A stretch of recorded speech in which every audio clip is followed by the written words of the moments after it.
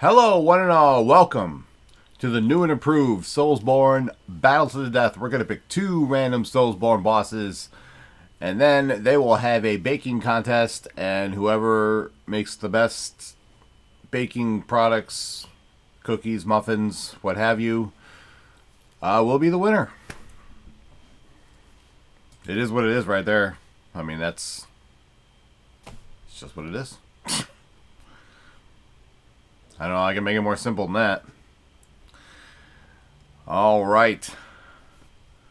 Coming down the aisle, we have the first competitor, and it is Star Scourge Radahn from Elden Ring. We have had Radahn on Battle to Death before, haven't we? Although I think it may have been before the new format. Possibly.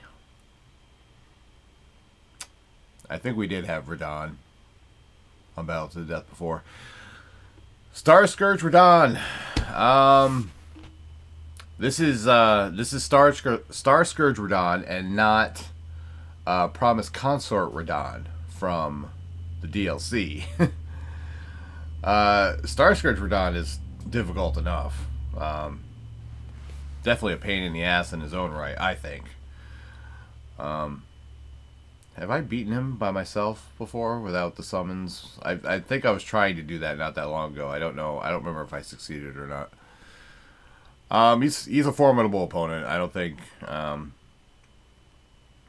we can discount that. You know, I mean, I'm sure some people can. I'm sure some people out there are like, "I beat him in one try." Well, good for you. Good for you, dude. Thumbs up. Praise the sun. Even though that's a different game. Whatever. Okay. We are going to see who is going to face Star Scourge Radahn in the baking contest. I wonder what Star Scourge Radahn... Why can't I say that? Why can't I say anything, really? I wonder what Star Scourge Radahn would bake in a baking contest. I don't have the foggiest idea. I don't think anyone does. Probably something with scarlet rot in it. That's just my opinion. All right, Star Scourge Radahn in one corner, and in the other corner we have Mitha, the Baneful Queen from Dark Souls 2. Oh, I don't have the sound effects on. I'd probably make some kind of farting noise or something. All right, I have pretty much determined who I think would win this one, but we must go to the bios that I contractually signed on for. So let us go to Star Scourge Radahn. Star Scourge Radahn, son of Radagon and Queen Rennala, sibling to Rykard and Ranni. When Radagon left Rennala for Queen Marika, he wasn't the only one that traded up, because Radahn and his siblings were also upgraded to demigod status, so good for them. Radahn was always fond of the first Elden Lord Godfrey, and in order to emulate his idol, adorned his armor with Godfrey's symbol of lions.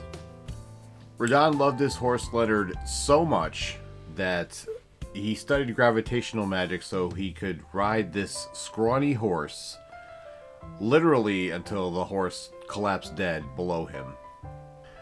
We can all debate until the day we die whether this is love or torture. I'm really not sure which is which at this point. Mastering gravitational magic allowed Radahn the ability to challenge the stars themselves. Why he does so is never explained, because why would it be?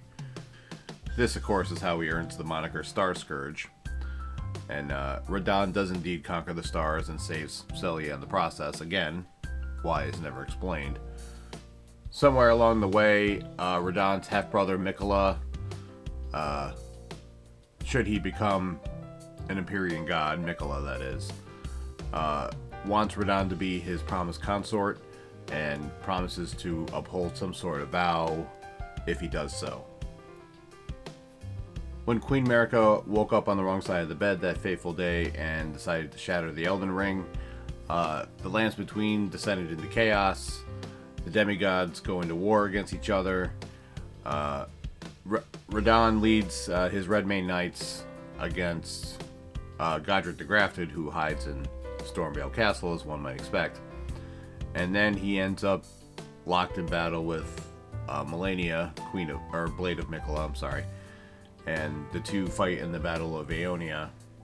And they battle to a stalemate when Melania is forced to unleash her Scarlet Rot with no other option than,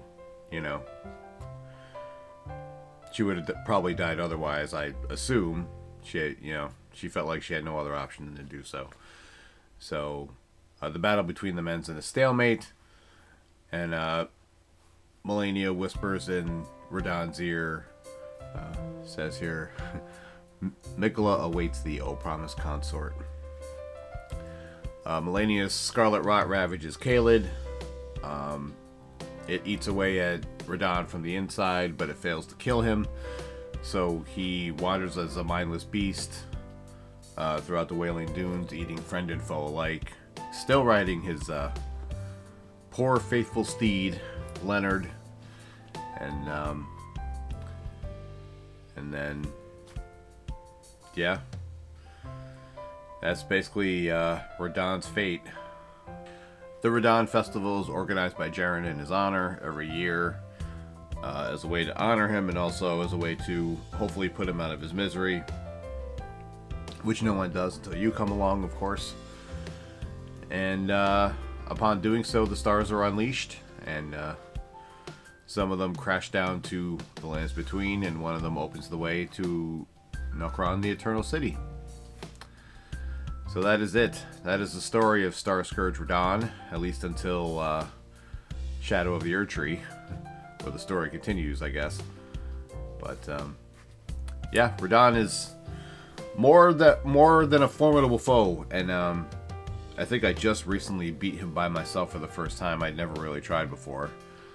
The festival is such as all these warriors gather together and you fight him together. You can summon them in battle, and you all fight him at the same time. So, yeah, Radahn is tough. He's very tough, and he has many tricks up his sleeve that make things rather fun, shall we say.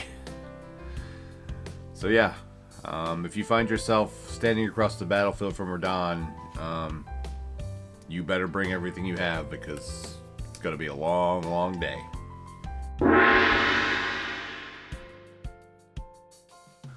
Mitha, the Baneful Queen, was a baneful sort, or so they say. I see the beginnings of a song there somewhere. At one time she was engaged to the ruler of her kingdom, who was rumored to be either the old Iron King or the Prince of Alkin. But unfortunately for her, and in spite of her beauty, her beloved had no affection for her and fell in love with someone else. And the knowledge of this drove her mad, as these things have a tendency to do. Her madness causes her to seek out these substances that would supposedly increase her beauty, but instead they were poisonous substances that turned her into a monster. So let this serve as a PSA for kids: don't do drugs. After she was transformed into a monster, she was exiled to Earthen Peak, whereupon she converted her prison castle into a giant machine that pumped more poison into her chamber, because the poison kept her youthful and immortal. So apparently becoming more beautiful became less important, and becoming youthful and immortal became more important. I don't know what's going on here, and that's not a shock.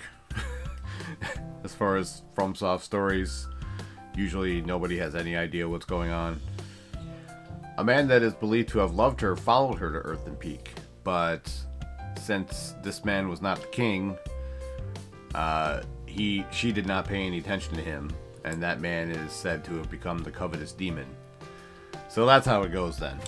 It wasn't about love or anything like that. It was about the status, and it was about the money. So now we see how it is. Mitha is certainly an interesting character, I would say. And, you know, I don't think I'd sit here and say she's one of the tougher boss fights in all of From Software, but I think her boss arena, if I remember correctly, makes it a little more interesting. And, you know, I mean, it's not like it's going to be a walk in the park when you walk in there against her, but, you know, it's not going to be a fun day either.